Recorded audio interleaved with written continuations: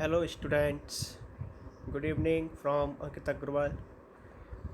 आज मैं आप लोगों के लिए आपकी अकाउंटेंसी का chapter number 2 basic accounting terms. Accounting terms का मतलब क्या है यहाँ पे?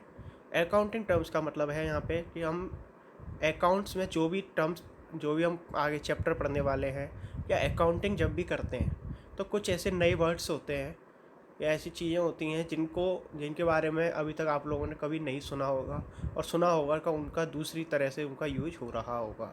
तो इसलिए अगर आपको अकाउंटिंग समझनी है तो आपके लिए ये ज़रूरी है कि आप ये सारी टर्म्स आपको क्लियर हों, आप जानें कि किस शब्द का मतलब क्या होता है अकाउंटिंग के अंदर। ठीक है, तो आप आज का हम ये शुरू करते हैं चैप्टर। सबसे पहला है आपका बिजनेस ट्रांजैक्शन। देखिए, ट्रांजैक्शन का मतलब क्या है? An economic activity that effect financial position of the business and can be measured in terms of money. देखिए, ये कह रहा है कोई भी इकोनॉमिक एक्टिविटी, मैंने आपको पिछले चैप्टर में बताया था इकोनॉमिक एक्टिविटी क्या होती है। ऐसी कोई भी इकोनॉमिक एक्टिविटी जो मनी में मेजरेबल हो, जो कि बिजनेस की फाइनेंशियल पोजीशन को इफेक्ट कर सकती है। किसी भी बिजनेस की कोई फाइनेंशियल पोजीशन को जो इफेक्ट कर दे, कोई भी ऐसी वो कह रहा है इकोनॉमिक एक्टिविटी, तो उसे हम क्या कहेंगे? एक बिजनेस ट्रांजैक्शन कहेंगे। For example, purchase of goods for use in business. यहाँ गुड्स का मतलब क्या है? कोई सामान जिसमें हम डील करते हैं, जिसको हम बेचते और ख़रीदते हैं, तो उसको हम कहते हैं गुड्स। आगे इसके बारे में बताऊँगा। तो बिजनेस करने के लिए या बिजनेस में हमने कोई सामान ख़रीदा है तो वो क्या है? एक मॉनेटरी टर्म है, इकोनॉमिक टर्म है, और बिजनेस कंडीशन को इफेक्ट करेगी। तो ये हमारे लिए क्या हो गया? एक बिजनेस ट्रांजैक्शन। ठीक है, अब देखिए सेकंड टर्म आई हमारे लिए यहाँ पे अकाउंट। अकाउंट क्या है? देखिए, अभी तक आप अकाउंट का मतलब जानते थे कि बैंक में अकाउंट खोला जाता है। ठीक है, इसी तरह से अकाउंटिंग के अंदर भी एक इम्पॉर्टेंट टर्म है। ये अकाउंट शब्द आप बहुत सबसे ज़्यादा यूज करने वाले हैं। ये कह रहा है account refer to a summarised record of relevant transaction of particular head at one place. यानी जैसा आपको मैंने पिछले चैप्टर में बताया था क्लासीफाइंग के अंदर कि जब हम एक जैसे नेचर वाले सेम ट्रांजेक्शन होते हैं या सेम नेचर वाले ट्रांजेक्शन होते हैं तो उनको एक ग्रुप में बना देते हैं। तो वो जो ग्रुप बना दिया जाता है उस ग्रुप को हम कहते हैं लेजर, या दूसरा वर्ड उसके लिए यूज होता है अकाउंट। यानी आप कोई भी चीज़ बनाओगे, किसी भी चीज़ के लिए बनाओगे, जैसे कैश रिलेटेड सारे ट्रांजेक्शन लिख रहे हैं तो हम उसको बोलेंगे कैश अकाउंट। ठीक है, अब इसके अंदर अकाउंट बनते कैसे हैं वो हम आगे आने वाले चैप्टर्स में डिस्कस करेंगे। अगला टर्म है इसके अंदर कैपिटल। कैपिटल आज तक आप लोगों ने जब तक 10th क्लास से आप पढ़े, कैपिटल का मतलब आपके लिए एक ही चीज़ थी कि इस स्टेट की कैपिटल ये है, इस देश की कैपिटल ये है। जैसे हम कहते हैं इंडिया की कैपिटल दिल्ली है, यूपी की कैपिटल आपकी लखनऊ है। ठीक है, इस तरह से अगर हम बात करते थे तो कैपिटल का मतलब हमारे लिए केवल यही होता था, राजधानी। लेकिन अकाउंट में कैपिटल का मतलब बिल्कुल अलग है। यहाँ पे क्या कह रहा है? ये amount invested by the owner in the firm known as a capital. यानी मालिक के द्वारा, जो बिजनेस करने वाला मालिक है उसके द्वारा जो इन्वेस्टमेंट किया जाता है या जो पैसा इन्वेस्ट किया जाता है बिजनेस के अंदर, उसको हम कहते हैं कैपिटल। अब ये कह रहा है कि ये कैश में भी हो सकता है कैपिटल, और कैश के अलावा वो दूसरी चीज़ें एसेट्स लगा दे घर की, या घर की बिल्डिंग उसने बिजनेस में इन्वेस्ट कर दी, बिजनेस के नाम कर दी, तो वो घर भी उसका एक कैपिटल के रूप में शामिल हो जाएगा। इसके बाद अगली टर्म है ड्राइंग। ड्राइंग, अभी तक आपने ड्राइंग का मतलब पढ़ा होगा केवल कि चित्रकारी करना, आर्ट, ये सब आपने ड्राइंग्स में पढ़ा होगा, पेंटिंग। लेकिन अकाउंट में ड्राइंग्स का मतलब बिल्कुल अलग है। जब मालिक अपने बिजनेस की इनकम में से अपने पर्सनल यूज के लिए, या बिजनेस का कोई सामान अपने पर्सनल यूज के लिए वो ले लेता है या यूज करता है, तो उसको हम कहते हैं ड्राइंग्स। जैसे वो कह दे purchase of car for wife by withdrawing money from business. यानी अपनी वाइफ के लिए उसने कार खरीदी, और पैसा कहाँ से लिया? बिजनेस में से, बिजनेस से कल्ले में से ले गया पैसा, तिजोरी में से ले गया बिजनेस के में से। तो ऐसे केस में बिजनेस के लिए खर्चा नहीं है, ये पर्सनल खर्चा है उसका। तो पर्सनल खर्चा जो होता है वाइफ के लिए वो खरीद रहा है, तो बिजनेस का खर्चा कैसे हो सकता है? तो इसको हम कहते हैं ड्राइंग्स। ठीक है, इसके बाद अगला टर्म यूज होता है असेट या असेट्स। आप नॉर्मली जिस लैंग्वेज को मैं बोलते हैं जैसे प्रॉपर्टी, उसको बिजनेस में असेट्स कहा जाता है। तो देखिए डेफिनेशन क्या है इसकी।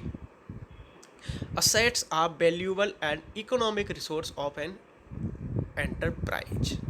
यानी एसेट्स क्या होती हैं, वो वैल्यूएबल एंड इकोनॉमिक रिसोर्स हैं किसी भी एंटरप्राइज का, यानी ऑर्गेनाइजेशन का या फर्म का या बिजनेस का, कुछ भी नाम दे सकते हैं, बहुत सारे नाम हैं। किसी बिजनेस के पास जो ऐसी चीज़ें हैं जो कि बिजनेस के कंट्रोल में है, बिजनेस की हैं, और उनकी कोई इकोनॉमिक वैल्यू है या उनसे कोई कमाई हो सकती है, बिजनेस की इनकम हो सकती है, तो उनको हम बोलते हैं useful in its operation assets can be broadly, वो हम आगे बात करते हैं। यानी और ऐसे इकोनॉमिक रिसोर्स जो इनकम प्राप्त कर सकते हैं और जो बिजनेस में हेल्पफुल होते हैं, हमारे जो बिजनेस को चलाने के लिए जो चीज़ें हेल्पफुल होती हैं उनको हम कहते हैं असेट्स। ठीक है, इसके बाद ये कह रहा है असेट्स को हम आगे क्लासीफाई कर सकते हैं और आगे। तो देखिए यहाँ पे इसने दो तरह की असेट्स की बात की है।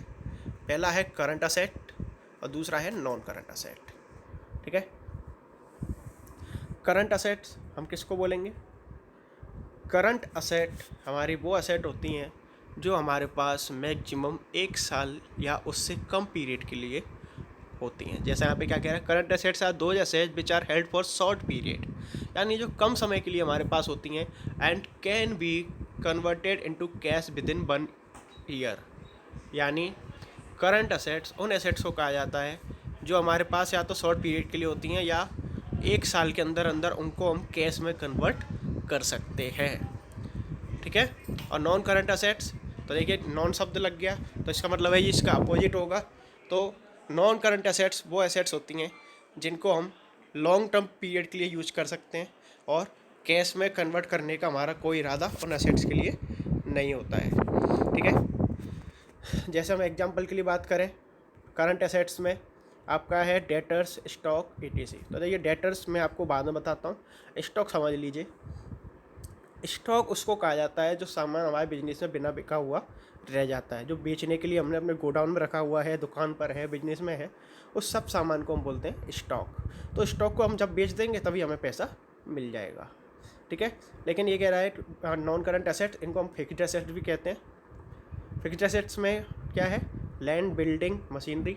अब देखिए हमने कोई ज़मीन खरीदी, अब ऐसा तो है नहीं कोई ज़मीन खरीदी है बिजनेस में, बिजनेस चलाने के लिए, या कोई बिल्डिंग खड़ी करी बिजनेस फैक्ट्री लगाने के लिए, तो नॉर्मली हम इन एसेट्स को साल भर के अंदर नहीं बेचते, ये लॉन्ग टर्म पीरियड के लिए हमारी यूज होती हैं।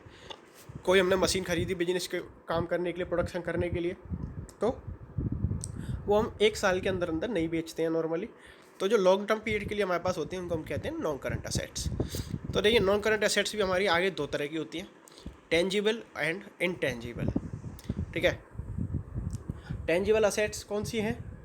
टेंजिबल असेट उनको कहा जाता है जो कि जिनको हम टच कर सकते हैं, देख सकते हैं, फील कर सकते हैं।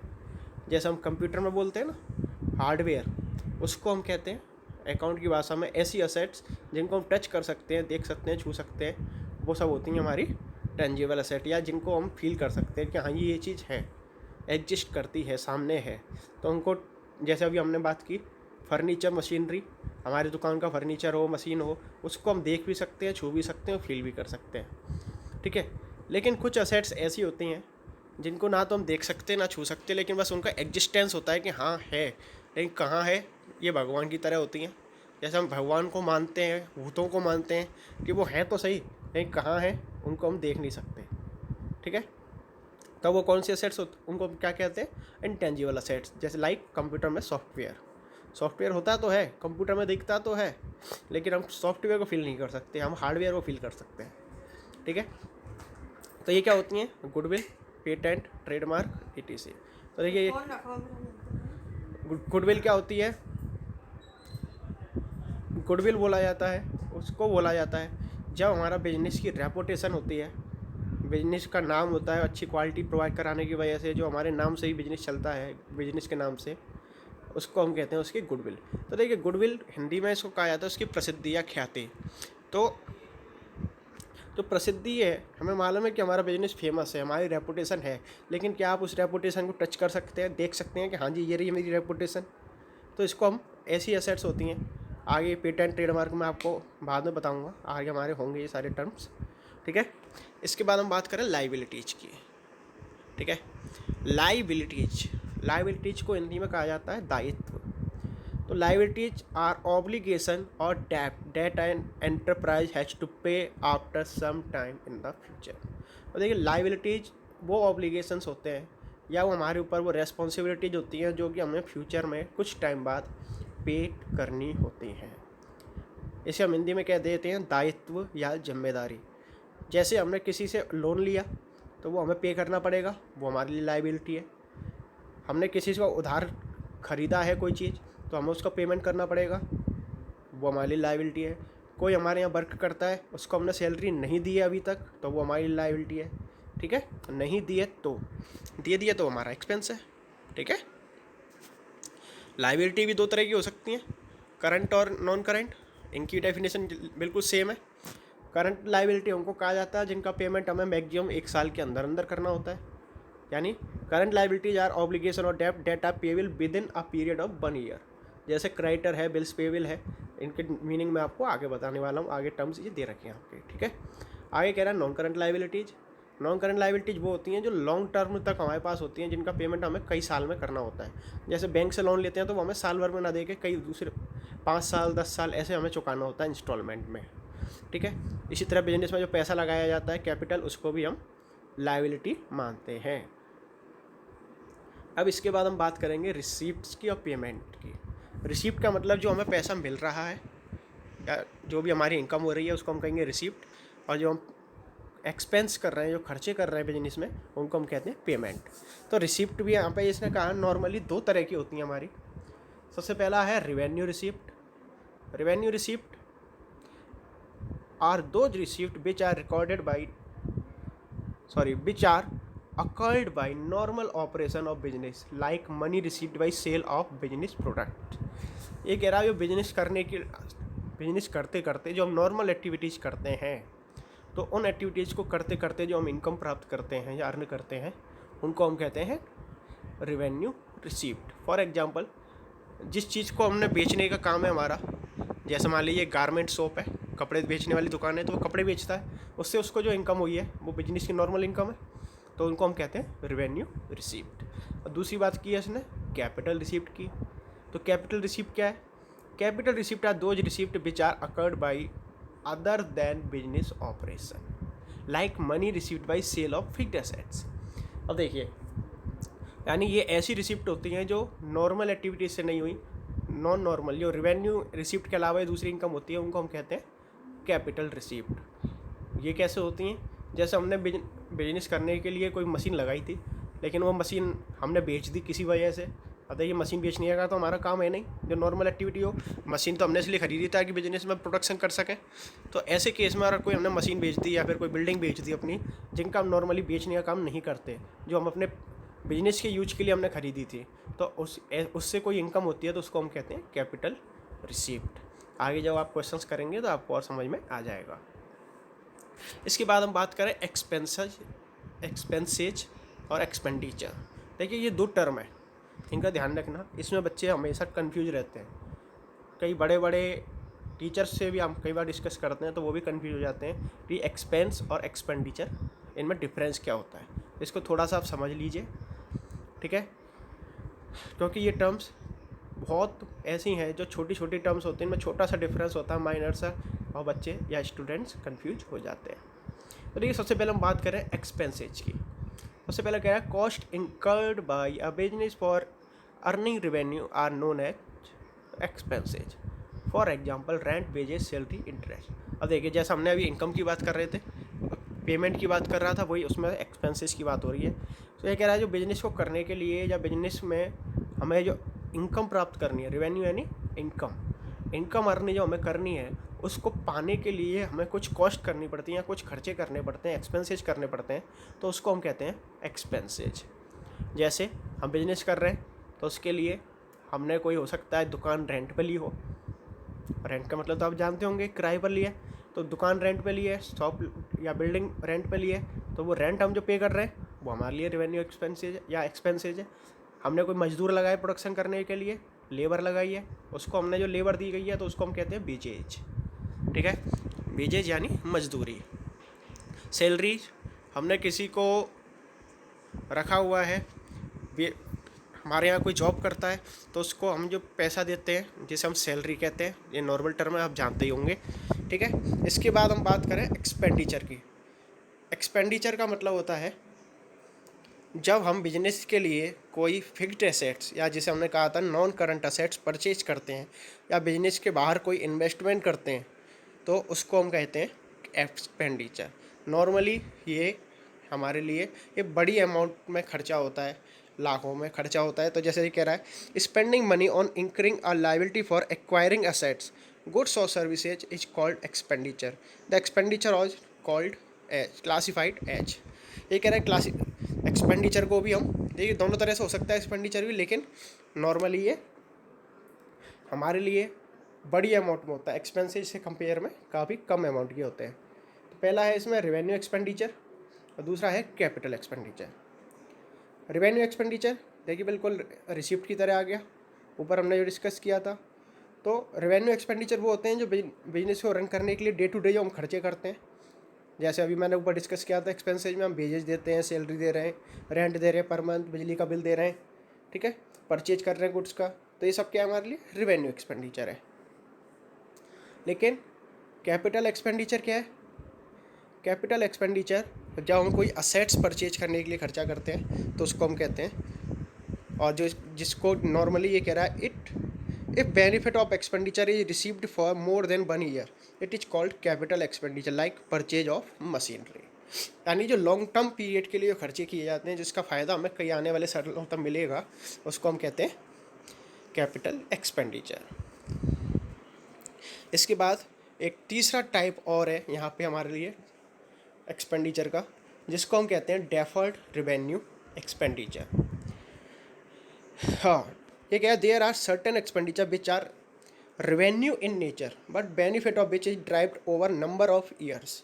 यानी ऐसे खर्चे या ऐसे एक्सपेंडिचर जो देखने में तो हमें रेवेन्यू टर्म के लगते हैं, जो ये डे टू डे खर्चे होते हैं, लेकिन उनका फ़ायदा अगर हमें 1 साल से ज़्यादा के लिए मिल रहा है, जो कि कैपिटल एक्सपेंडिचर नहीं है, तो फिर भी अगर वो रेवेन्यू एक्सपेंडिचर ने 1 साल से ज़्यादा फ़ायदा दे रहा है तो इस तरह के खर्चों को हम कहते हैं deferred revenue expenditure. For like example हम कह दें बात, ह्यूज एडवर्टाइजमेंट एक्सपेंसेज। देखिए बिजनेस के लिए जो एडवर्टाइजमेंट किया जाता है, विज्ञापन किया जाता है, उसको हम बिजनेस का नॉर्मल खर्चा मानते हैं। लेकिन जब कंपनी बड़े लेवल पे कोई खर्चा करती है अपने एडवर्टाइजमेंट पे, तो उसका एडवर्टाइजमेंट का फ़ायदा हमें कई सालों तक मिलता है। जब कोई नया प्रोडक्ट लॉन्च किया जाता है उसके लिए हम बड़ा खर्चा करते हैं ताकि लोगों तक उसकी जानकारी हो, टीवी पे हम निकालते हैं, तो बहुत बड़े लेवल पे खर्चा किया जाता है, तो वो 1 से ज़्यादा हमें सालों तक फ़ायदा देता है। तो ऐसे खर्चों को हम 1 साल में 1 साल का खर्चा ना मान के कई सालों का खर्चा मान लेते हैं, तो इनको हम कहते हैं deferred revenue expenditure. Next, profit. देखिए प्रॉफिट क्या है, हिंदी में इसको कहा जाता है लाभ। यानी हम टोटल जो हमारी रेवेन्यू इनकम है, रेवेन्यू रिसिप्ट है, उसमें से हम रेवेन्यू एक्सपेंडिचर को माइनस कर दें तो हमारा प्रॉफिट निकल के आ जाता है। या नॉर्मल लैंग्वेज में हम इसको कहें revenue minus expenses is called profit. Clear? Next, gain. अब देखिए कई लोग प्रॉफिट और गेन को एक ही बात मानते हैं, लेकिन यहाँ पे अलग अलग डिफरेंस इनमें भी माइनर सा। ये कह रहा है a non recurring profit from event और transaction incidental to business such as sale of fixed assets. यानी जो कैपिटल रिसीव्ड और कैपिटल एक्सपेंडिचर होते हैं उस पर जो हमें फ़ायदा मिलता है, जैसे हमने कोई असेट्स बेच दी अपनी फिक्स्ड एसेट्स, उस पर अगर हमें कोई प्रॉफिट हो गया तो उसको हम प्रॉफिट ना बोल के उसको या तो हम कैपिटल प्रॉफिट बोलेंगे या फिर कैपिटल गेन बोलेंगे।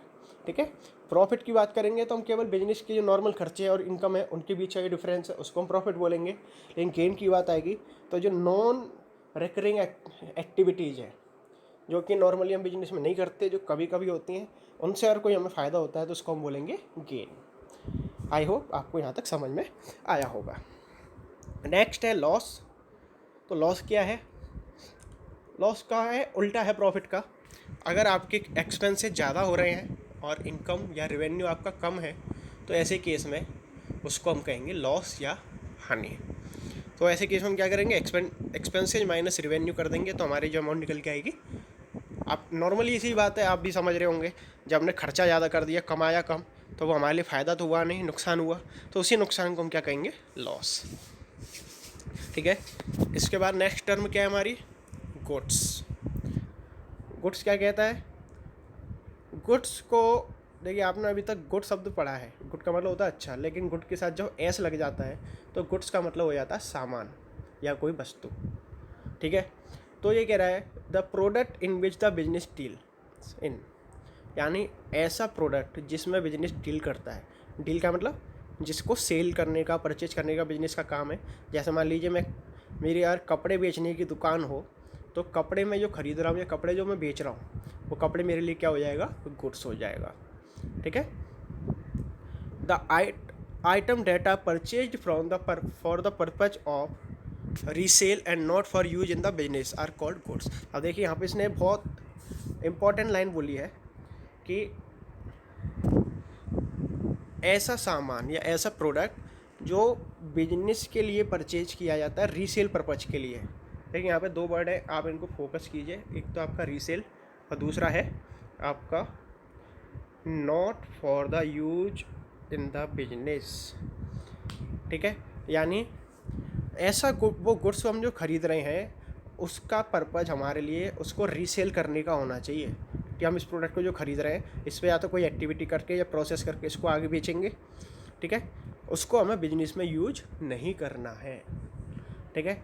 एक छोटा सा डिफरेंस समझ लीजिए इसमें, कि मान लीजिए मैंने कपड़े खरीदे, मेरा कपड़े का काम है, कपड़े को छोड़िए फर्नीचर का काम है मेरे लिए, तो मैंने फर्नीचर ख़रीदा तो बेचने के लिए ख़रीदा है आगे, तो वो मेरे लिए गुड्स होगा। लेकिन मैंने गुड्स वो फर्नीचर मैंने अपनी दुकान में लगाने के लिए, अपनी दुकान में अलमारियाँ बनवाई हैं, अपनी दुकान को अच्छा शो करने के लिए मैंने फर्नीचर लगाया है उसमें, तो उसको हम क्या कहेंगे, उसको हम कहेंगे असेट। आप आई थिंक आपको समझ में आ गया होगा। नेक्स्ट हम बात करें परचेज की। तो परचेज क्या है, तो देखिए जब जो गुड्स है उसको जब हम खरीदते हैं तो उसको हम बोलते हैं परचेज। अब यहाँ भी आप ध्यान रखें, तो ये क्या है, term purchase used only for the goods purchase या procured by a business for resale. यानी वो परचेज यानी वो ख़रीदारी जो हम बिजनेस के लिए करते हैं, बिजनेस में ऐसे आइटम को खरीदते हैं जिसको हम रीसेल करने के पर्पज से खरीद रहे हैं, तो उसको हम कहेंगे परचेज। असेट्स को परचेज कर रहे हैं तो उसे हम परचेज नहीं बोलेंगे। ठीक है। In case of trading concern of A purchase of final goods in manufacturing concern, it is purchase of raw material purchase may be cash purchase और क्रेडिट परचेज। यानी कहने का मतलब क्या है कि वो बिजनेस की जो नॉर्मल एक्टिविटीज़ हैं या रीसेल पर्पज के लिए जो सामान हम खरीद रहे हैं उसी के लिए हम परचेज शब्द यूज कर सकते हैं। और यहाँ पे साफ साफ कह रहा है कि ये परचेज दोनों तरह से हो सकती है, कैश परचेज और क्रेडिट परचेज। कैश परचेज यानी ऐसी परचेज जिसके लिए हम सामान के लिए हमने हल्के कैश में या बाई चेक पेमेंट कर दिया हो। ठीक है। या हमने जब उधार पे परचेज करते हैं यानी पेमेंट नहीं किया है, अभी बाद में पेमेंट करेंगे हम फ्यूचर में, तो वो हमारे लिए क्रेडिट परचेज कहलाती है। ठीक है। नेक्स्ट टर्म आई है हमारे लिए यहाँ पे परचेज रिटर्न। परचेज रिटर्न क्या है, हमने किसी की कोई सामान खरीद के लाए बिजनेस के लिए रीसेल करने के पर्पज से, लेकिन उस सामान में कोई दिक्कत थी, तो हमने वो सामान जब जिससे हमने परचेज किया है उसको जब हम रिटर्न कर देते हैं, वापस कर देते हैं, तो उसको हम कहते हैं, किसको वापस करते हैं, जिससे हमने ख़रीदा होता है, और जिनसे हम खरीदते हैं उनको हम बोलते हैं सप्लायर।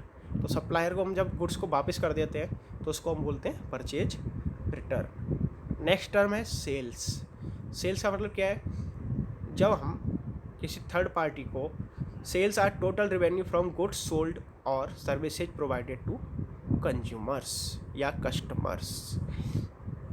तो देखिए यहाँ पे क्या कह रहा है कि सेल का मतलब क्या है कि ये टोटल इनकम, ये वो इनकम होती है सेल जो कि गुड्स को सोल्ड करने से या सर्विस को प्रोवाइड कराने से हमें प्राप्त होती है। तो देखिए यहाँ पे आपको होगी गुड्स और सर्विसेज में क्या डिफरेंस है। गुड्स का मतलब होता है कोई वस्तु हम किसी को बेच रहे हैं, कोई चीज़ हम बेच रहे हैं, उसको हम कहेंगे गुड्स। लेकिन हम किसी के लिए कोई काम कर रहे हैं, जैसे मान लीजिए टीचर है, मैं एक टीचर हूँ, मैं किसी को पढ़ाता हूँ, तो मैं कुछ बेच तो नहीं रहा, लेकिन उसके बदले में मुझे कुछ इनकम मिलेगी, तो मैं क्या कहूँगा उसे, सेल ऑफ सर्विस। ठीक है। मैं अपनी सर्विस प्रोवाइड करा रहा हूँ उनको। ठीक है। तो ये कह रहा है सेल्स में भी कैश सेल्स और क्रेडिट सेल, जब परचेज था कैश सेल, कैश परचेज, इसी तरह से कैश सेल भी होती है। जब हमें कैश सेल का पैसा हल्की हाल मिल जाए तो वो कैश सेल है, और और फ्यूचर में बाद में मिलेगा पैसा, उधार बेचा है हमने सामान, तो उसको हम क्या बोलेंगे, क्रेडिट सेल्स। इसके बाद सेल्स रिटर्न। तो देखिए जैसे परचेज रिटर्न था, हमने अपने सप्लायर को जो सामान सप्लायर से ख़रीदा था उसको अगर हमने वापस कर दिया तो वो परचेज रिटर्न था। लेकिन जब हमने किसी को सामान बेचा है और हमने जिसको बेचा था तो हमारा जो कस्टमर था, जब वो कस्टमर हमें सामान वापस कर जाए तो वो हमारे लिए क्या है, सेल्स रिटर्न। यानी जब हमारा बेचा हुआ सामान हमारे पास वापस कर दे कोई, जैसे आप किसी दुकान से कोई सामान खरीद के लाए कस्टमर के रूप में, मान लीजिए मैं एक दुकानदार हूँ, आपने मेरे से कोई सामान खरीदा, आपने घर जाके चेक किया तो भाई उसमें कोई प्रॉब्लम थी, डिफेक्टिव निकला कुछ कोड्स, तो आपने क्या किया, आके वो सामान मुझे वापस कर दिया, तो उसको मेरे लिए क्या हो गया, वो मेरे लिए हो गया सेल्स रिटर्न। लेकिन आपने जो मुझसे ख़रीदा था आप वापस करके गए तो आपके लिए हो गया वो परचेज रिटर्न। इसके बाद हम बात करें डेटर्स की। देखिए आप पढ़ेंगे कि डेप्टर है, डेप्टर नहीं बोलते, इसको बोलते हैं डेटर, बीच में साइलेंट है, ठीक है। डेप्टर्स उसको कहा जाता है, हिंदी में कहते हैं इसको देनदार। इनके नाम मैं आपको हिंदी में इसलिए बता रहा हूँ क्योंकि इनके हिंदी में नाम बड़े आराम से याद हो जाते हैं। तो डेटर्स कौन होते हैं, debtors are person and or other entities to whom business has sold goods and service on credit and amount has not received yet. These are asset of the business. देखिए डेटर कौन होते हैं, ये या तो वो कोई इंसान होते हैं या कोई एंटिटी या कोई बिजनेस, दूसरा बिजनेस होता है, ठीक है, जिसको हमने उधार सामान बेचा था, यानी क्रेडिट सेल्स जिसे अभी हमने ऊपर डिस्कस किया। तो किसी को हमने जब उधार पे सामान बेचा है और उससे अभी तक पैसा पेमेंट हमें मिला नहीं है, तो उसको हम क्या कहेंगे कि वो हमारे बिजनेस के लिए डेटर है, यानी उससे पैसा हमें फ्यूचर में मिलेगा। तो अब मैंने आपको बताया था असेट, ये हमारे लिए एक असेट होती है, असेट्स होती है। और कौन सी असेट्स होती है ये हमारे लिए करंट असेट्स होती है, क्योंकि ऐसा तो नहीं है कि मैं किसी को सामान बेचूँ उससे साल 2 साल बाद पेमेंट लूँगा, 6 महीने में 5 महीने में पेमेंट मुझे लेना है, तो इसलिए इसको हम कहते हैं करंट असेट। अब ये असेट्स क्यों है, ये असेट्स इसलिए है, तो आप एसेट्स की डेफिनेशन आप मन में याद रख लीजिए, हिंदी में बता रहा हूँ आपको ट्रिक के लिए कि हमेशा के लिए आपको याद हो जाएगी। असेट का मतलब वो होता है कि जो ऐसी चीज़ है जो या तो बिजनेस की है ऑलरेडी या बिजनेस की होने वाली है, ठीक है, या तो हमारे बिजनेस के पोजीशन में है यूज करने के लिए या बिजनेस को प्राप्त होने वाली है, रिसीवेबल हो, तो उसको हम क्या कहेंगे, असेट। जैसे आप अपने हिसाब से, मैं अपने हिसाब से आपको वो देता हूँ एक एग्जांपल कि मेरे पास मान लीजिए एक बिल्डिंग है जहाँ पे मैं अपने कोचिंग सेंटर चलाता हूँ, तो कोचिंग सेंटर के लिए मैं ये बिल्डिंग यूज कर रहा हूँ, ये मेरी खुद की है, तो ये मेरी असेट है। अब मैं स्टूडेंट्स से फ़ीस बाद में लेता हूँ, मान लीजिए मंथली बेसिस पे फ़ीस लेता हूँ, एडवांस नहीं लेता। तो ऐसे केस में जब पूरा मंथ हो जाएगा तो मुझे मालूम है मुझे अपने इस स्टूडेंट से फ़ीस मिलने वाली है, तो वो क्या होगा, मेरे लिए फ़ीस मिल जाएगी तो वो इनकम है, लेकिन मिलने वाली है, जब तक वो मिलती नहीं है उसको हम क्या बोलते हैं, उसको हम बोलते हैं असेट। कौन सी असेट, करंट असेट। इसी तरह डेटर होता है, ठीक है। क्रेडिटर इसका बिल्कुल अपोजिट होता है, जिससे हम, क्रेडिटर कौन है, क्रेडिटर वो इंसान या कोई इंस्टीट्यूट है या फिर कोई एंटिटी है या कोई बिजनेस है जिससे हमने उधार परचेज किया था, यानी क्रेडिट पर परचेज किया था। तो क्रेडिट पर परचेज किया था तो हमें क्या करना पड़ेगा, फ्यूचर में उसका पेमेंट करना पड़ेगा। अब मैंने बताया था कि जब पेमेंट फ्यूचर में करने की बात हो तो उसको हम बोलते हैं लाइबिलिटी। तो जिसको हमें फ्यूचर में पेमेंट करना है, जिससे हमने उधार पे सामान ख़रीदा है, क्रेडिट पर सामान ख़रीदा है या परचेज किया है, तो उसको हम, उस इंसान जिससे हमने ख़रीदा है, चाहे वो इंसान हो या फर्म हो, उसको हम बोलेंगे हमारा क्रेडिटर, ठीक है। और ये हमारे लिए करंट लाइबिलिटी होती है, ध्यान रखना इस बात को, ठीक है। Bills receivable. अब देखिए ये बिल्स रिसीवेबल और एक टर्म है यहाँ पे बिल्स पेबल। मैं आपके लिए दोनों ओपन कर देता हूँ, यहाँ पे आपको दोनों को एक साथ समझा सकता हूँ ताकि मैं, ठीक है। बिल्स रिसीवेबल क्या है, अब क्या है, थोड़ा सा जैसे जैसे समय बढ़ रहा है ट्रस्ट की कमी होती जा रही है लोगों के बीच में। आजकल क्या है, जैसे मैं किसी को उधार सामान बेच रहा हूँ, ठीक है, मान लीजिए आप मेरे कस्टमर हैं, मैं एक शॉपकीपर हूँ, तो मैंने आपको कोई सामान बेचा, लेकिन मुझे ये डाउट है कि भाई तुम्हारे से पैसा मुझे आएगा, मिलेगा या नहीं मिलेगा। तो जब डाउटफुल होता है तो ऐसे केस में एक डॉक्यूमेंट यूज किया जाता है जिसे हम कहते हैं बिल्स रिसीवेबल, ठीक है। जैसे ये कह रहा है, bills receivable is an accounting term of bill of exchange. अब bill of exchange is bill receivable for seller at time of credit sale. यानी तो ऐसे केस में हम क्या करते हैं, ये एक ऐसा डॉक्यूमेंट होता है या हम इसको कॉमर्शियल पेपर कहते हैं। तो ये ऐसा डॉक्यूमेंट होता है जिस पे हम जब सामान उधार पे बेचते हैं, क्रेडिट सेल करते हैं किसी इंसान को, तो उससे इस पे हम उसकी एक्सेप्टेंस ले लेते हैं डिटेल भर के कि भाई कितने टाइम में आप पेमेंट हमें कर दोगे। उसमें सारी डिटेल लिखी रहती हैं। आपका एक चैप्टर भी है बिल्स ऑफ एक्सचेंज का, तो वहाँ पर इस टॉपिक को आपके लिए ज़्यादा डिस्कस किया जाएगा। और बिल्स पेबल होता है इसका अपोजिट, जहाँ वो किसी से उधार खरीदते हैं अपने बिजनेस के लिए। जैसे मैं अपने लिए आपसे ख़रीद रहा हूँ, मान लीजिए आप दूसरे बिजनेस हो, मैं बिजनेस हूँ, अपने लिए मैं सामान खरीद रहा हूँ बिजनेस के लिए, तो आपसे मैं ये खरीद रहा हूँ, तो भाई आप मुझ पर क्यों भरोसा करोगे। तो ऐसे केस में आप मुझसे जो पेमेंट डॉक्यूमेंट पर साइन कराओगे, तो जिस मैं साइन करने वाला हूँ, तो एक व्यक्ति के लिए जो सेलर है, जो सामान बेच रहा है, उसके लिए तो वो होता है बिल्स रिसीवेबल। लेकिन जो उस पर साइन करके अपनी एक्सेप्टेंस दे रहा है कि हाँ भाई मैं फ्यूचर में पेमेंट कर दूंगा, तो उसको हम क्या कहते हैं, उस इंसान के लिए वो हो जाता है वही सेम बिल, बिल्स पेबल। यानी किसी के लिए अगर वो एक बिल्स रिसीवेबल है तो दूसरे के लिए बिल्स पेबल होगा। ठीक है। इसके बाद हम बात करें डिस्काउंट की। डिस्काउंट बहुत बेसिक टर्म है, आप लोगों ने कई बार सुनी होगी कि डिस्काउंट क्या होता है। ठीक है। तो डिस्काउंट का मतलब होता है जब हमें कोई सामान उसकी वैल्यू से कम प्राइस पर जब अवेलेबल होता है, तो जो डिफरेंस का अमाउंट होता है उसको हम कहते हैं डिस्काउंट। जैसे किसी चीज़ का प्राइस है, लिख रहा है उस पर 2000, और वो चीज़ हमें मिल रही है 1800 में, तो वो हम 200 क्या हमारे लिए डिस्काउंट है। ठीक है। तो क्या discount is the rebate given by the seller to buyer, यानी एक ये छूट होती है जो कि सेलर के द्वारा बायर को दी जाती है। यहाँ ये कह रहा है डिस्काउंट भी भैया हमारा दो तरीके का होता है, ट्रेड डिस्काउंट और कैश डिस्काउंट। तो देखिए ट्रेड डिस्काउंट ही क्या कह रहा है, ये कह रहा था purpose of this discount is to pursue the buyer to buy more goods. It is offered an agreed percentage of list price at the time of selling goods. This discount is not recorded in accounting books. It is directed in the invoice या cash memo.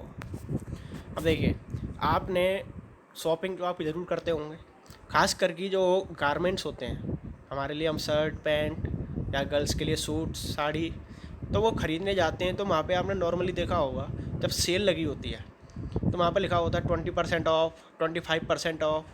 तो इस तरह से जो आपको cell बिना मोल भाव करे ही या किसी साथ बार्गेनिंग करे बिना आपको जो पहले से ही वो कह दे कि इतने % आपको डिस्काउंट मिल रहा है, इतने % ऑफ है, तो ये एक सेलर के द्वारा अपने जो बायर है उसको परचेज करने के लिए, हम बढ़ावा देने के लिए कि वो ज़्यादा से ज़्यादा सामान हमारा ख़रीद के लेके जाए, तो ऐसे केस में उसके लिए हम ये वाला डिस्काउंट देते हैं, जो पहले से ही हम प्राइस पे दे देते हैं कि भाई इतने % तो हम आपको देंगे ही देंगे। ठीक है। 25% ऑफ है तो उस पर जो लिस्ट प्राइस होगा उस गुड्स पे, उसका 25% वो ऑटोमेटिकली आपके लिए कम कर देगा। तो इसको हम कहते हैं ट्रेड डिस्काउंट, जो पहले से ही ऑफर कर दिया जाए बिजनेस को बढ़ाने के लिए। कैश डिस्काउंट की बात करें तो जब कैश में पेमेंट किया जाता है, तो ये कह रहा है the objective of providing cash discount is to encourage the debtors to pay the dues promptly. This discount is recorded in the accounting books.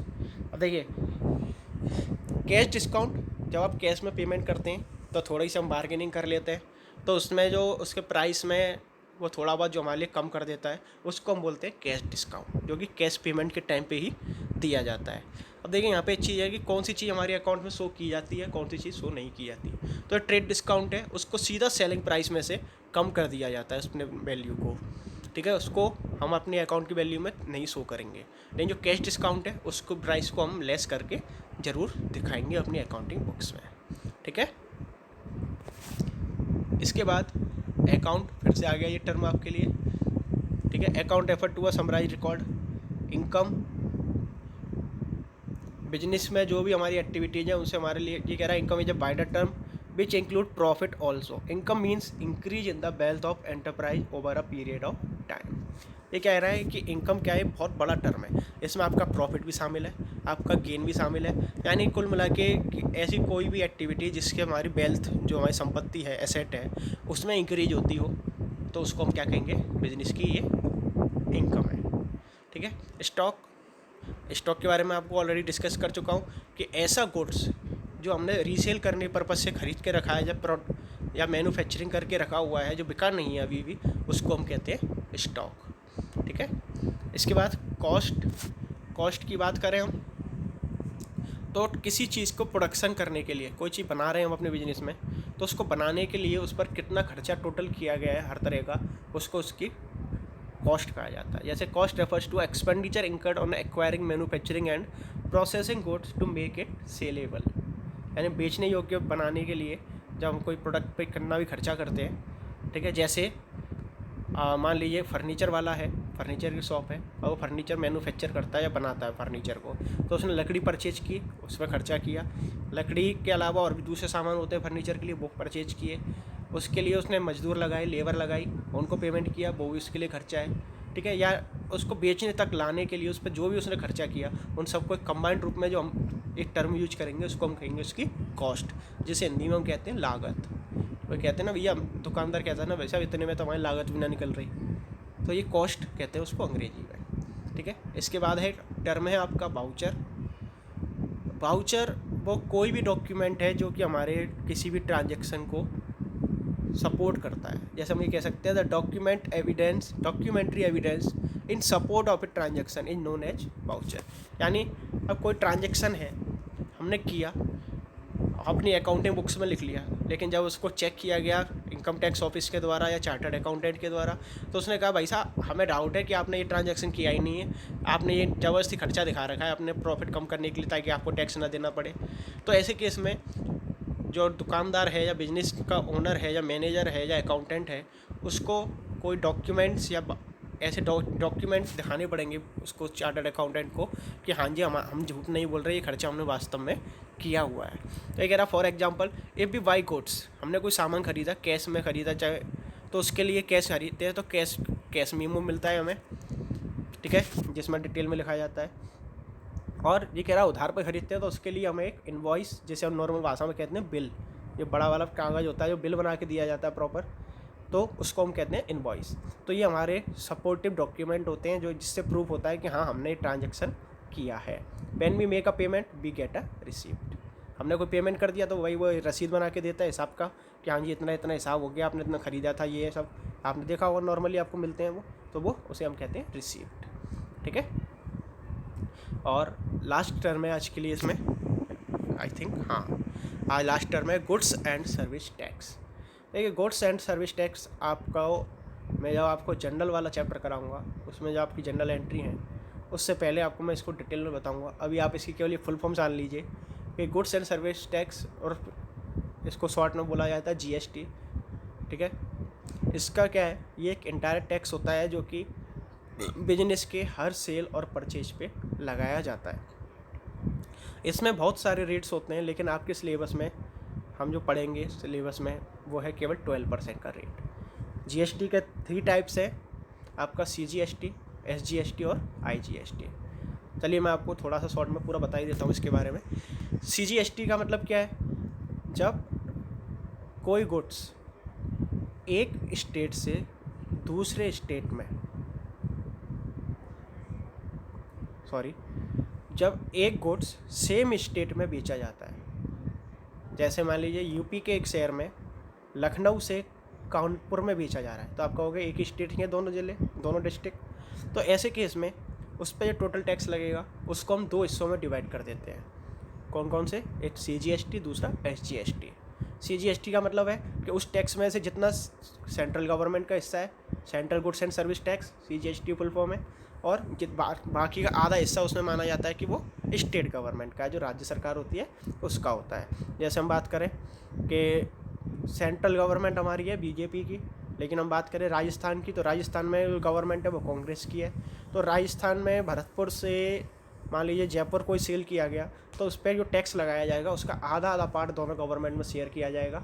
तो उसका आधा पार्ट जाएगा सेंट्रल गवर्नमेंट के पास और आधा पार्ट जाएगा आपका स्टेट गवर्नमेंट के पास। लेकिन तीसरा केस होता है आपका, जैसे मान लीजिए 12% टैक्स का रेट है, तो उसमें से 6% आपका सेंट्रल गवर्नमेंट पे जाएगा और 6% आपका स्टेट गवर्नमेंट पे जाएगा। लेकिन जब एक स्टेट से दूसरे स्टेट में सेल की जाती है, जैसे मान लीजिए यूपी से राजस्थान में बेचा जा रहा है, या राजस्थान से दिल्ली में बेचा जा रहा है, तो ये अलग अलग स्टेट्स हैं या यूनियन टेरिटरीज हैं। तो ऐसे केस में हम क्या करेंगे, उस पर पूरा टैक्स एक ही बार में दिया जाता है, उसके दो हिस्से नहीं किए जाते। उस टैक्स को हम बोलते हैं, जब एक स्टेट से दूसरे स्टेट में होता है तो उसको हम बोलते हैं इंटर स्टेट सेल्स और परचेज। तो उस पर जो टैक्स दिया जाता है उसको हम कहते हैं IGST। IGST यानी integrated goods and services tax. ये पूरा टैक्स जो होता है ये पूरा सेंट्रल गवर्नमेंट के पास जाता है, लेकिन जो हमारा फाइनेंस मिनिस्ट्री है उसमें कुछ इनके रेशियोज फिक्स होते हैं। तो जब पूरा कलेक्शन हो जाता है सेंट्रल गवर्नमेंट के द्वारा IGST के रूप में, तो उसका कुछ एक शेयर, कुछ रेशियो वो चेंज होता रहता है टाइम टू टाइम। तो वो 40 से 50% के बीच में ही रहता है। तो ऐसे उसको वो बाद में उसका सेंट्रल गवर्नमेंट के द्वारा स्टेट गवर्नमेंट को पे कर दिया जाता है। ठीक है, इतना GST के लिए अभी काफ़ी है। बाकी जब इसकी जनरल एंट्रीज या इसका किस तरह ट्रीटमेंट किया जाता है वो मैं आपको जनरल वाले चैप्टर में सिखाने वाला हूँ। ठीक है, that's all for today. Please like if you like my channel. अगर आपको मेरे पढ़ाया हुआ समझ में आ रहा है, अगर आपको लग रहा है कि मैं अच्छा पढ़ा रहा हूँ, तो आप इस वीडियो को अपने दोस्तों के साथ, अपने जो क्लासमेट हैं, आपके फ्रेंड्स हैं, उनके साथ शेयर कीजिए और चैनल को सब्सक्राइब करने के लिए बोलिए। Thank you.